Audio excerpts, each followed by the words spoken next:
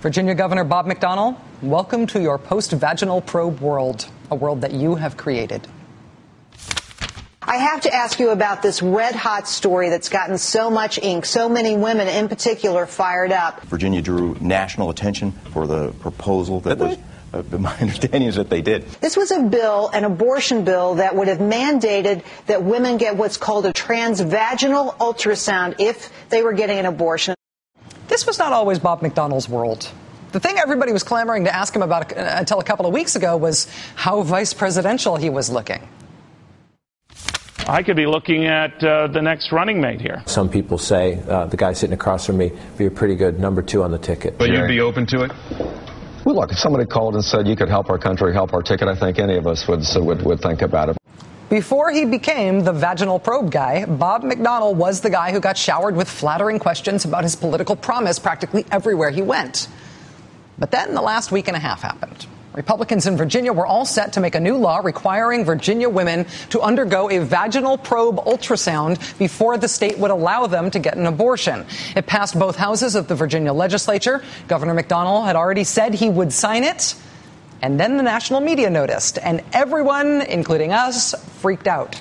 It made its way onto Saturday Night Live last weekend. There was a big silent protest outside the Capitol in Richmond on Monday. There were big unsilent protests all over the Capitol grounds yesterday.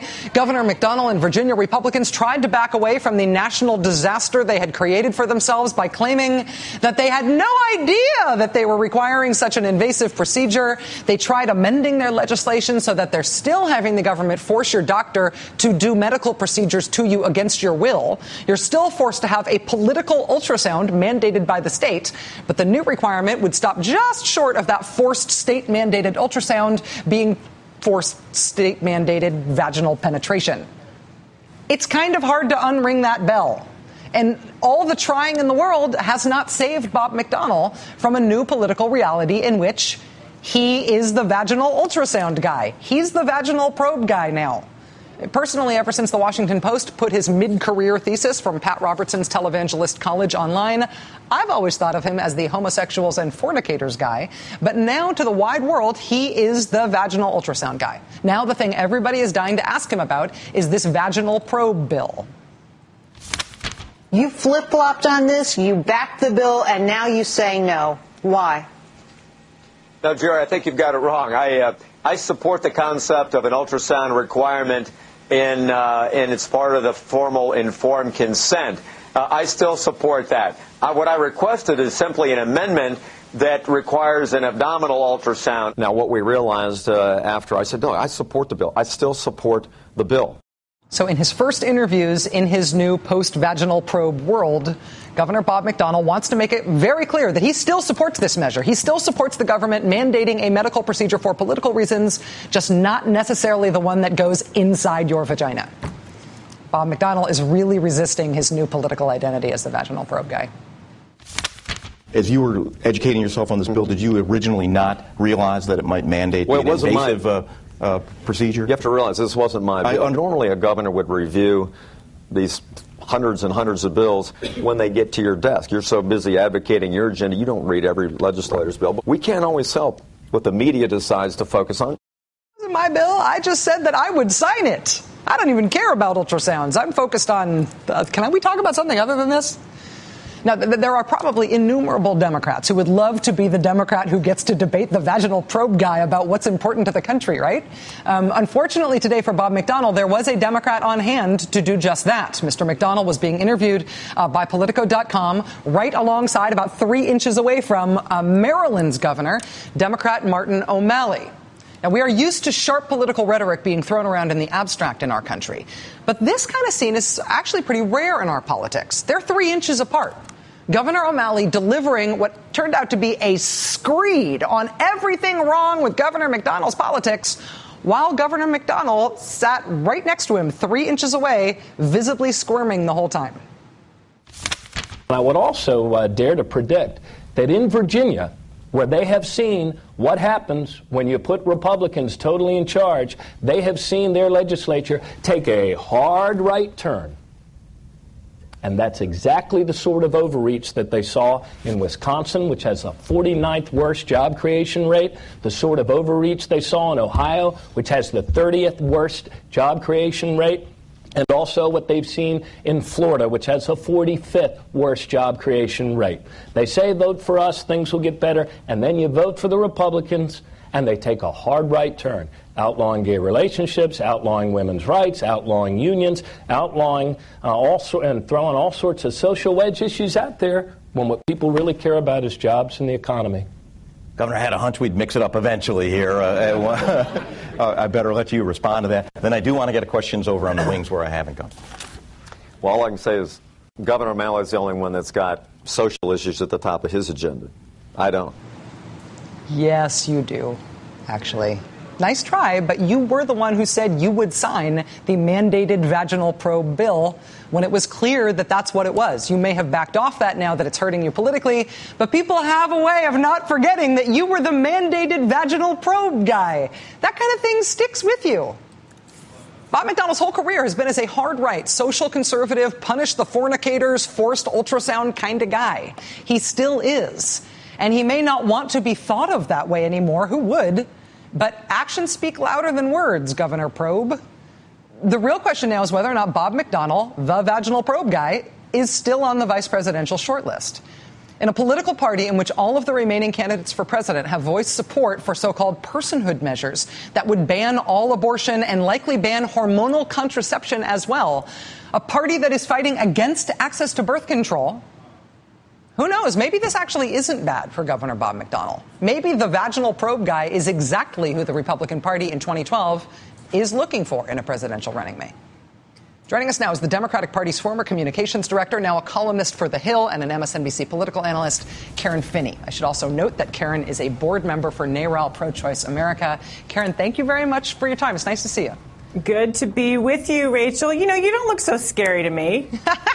The thing about Bob McDonnell is the whole ultrasound thing happened after he told Laura Ingraham he wanted to come on this show. But even before we started calling him Governor Vaginal Probe, he still wouldn't return the calls. I think he was flat out lying. I think he might have been. That's not right. No. Anyway, I know as the Democrats' communications director, you'd never call anybody Governor Vaginal Probe. But I wonder. I never would. Honestly, Rachel, I never would have thought that we would be in a position to actually call someone Governor Vaginal Probe, Transvaginal Probe. I mean, did you ever think you would be having this conversation on your show? Never in my life. Never. Not just on my show. Never in my world. I know. Really, never. But I've been training myself to say these things. I'm still all red, but do you think that Governor McDonnell's prospects for being the vice presidential nominee are totally scuttled by this? Or do you think that actually this, in some weird way, in this year in Republican politics, this might not be that bad? You know, it's hard to tell based on the line of action that Republicans have chosen to take. I mean, think about the level of activity that we've had over the last several months and weeks. I mean, essentially the Republican Party has now aligned itself with the Vatican. And you have 98% of Catholic women, use contraception. So the Vatican can't even convince its own women in America of their policies, and the Republican Party thinks that's the place to go. I mean, and I think they're also not paying attention to the fact that women have very much been awakened over the last several months. Again, look at these Republican legislatures and these sort of anti-women bills, having to prove that you were raped in order to, use Medicare or Medicaid to have an abortion. I mean, some of the, redefining rape, letting women die. I mean, the level of conversation we've been having, and then contraception, and the reaction that we saw when Susan G. Komen Foundation really stepped over the line. I mean, I think McDonnell is this is a culmination of all of that activity and all of women sort of recognizing, and even some in the Republican Party, that, transvaginal insertion is probably over the line. Maybe contraception is getting up to the line, but I think they've totally miscalculated where the American people are. Well, I wonder if I think that it has become part of the national conversation, and I think you're right that all of these things have sort of cumulatively built to the point where this is not an avoidable discussion anymore. But I wonder, from the Democratic perspective, do you think we're now at a part where resistance to the Republicans' abortion agenda is a national political issue for Democrats. Obviously, this is an issue that people want to talk about, but do Democrats want to talk about being the ones who are going to stand up and stop them on this? I think we should. I think that Democrats should, and we were actually talking about this earlier today at our NARAL board meeting, that to me, the way I see this is, we have an opportunity to have a conversation with Americans that says, it's not about the procedure at some point, and I think that that's part of what has reinvigorated and reawakened women in a lot of ways. It is, at some point, it's about fundamental liberty and personal freedom, that my government tells me I have to have some kind of probe inserted into my vagina.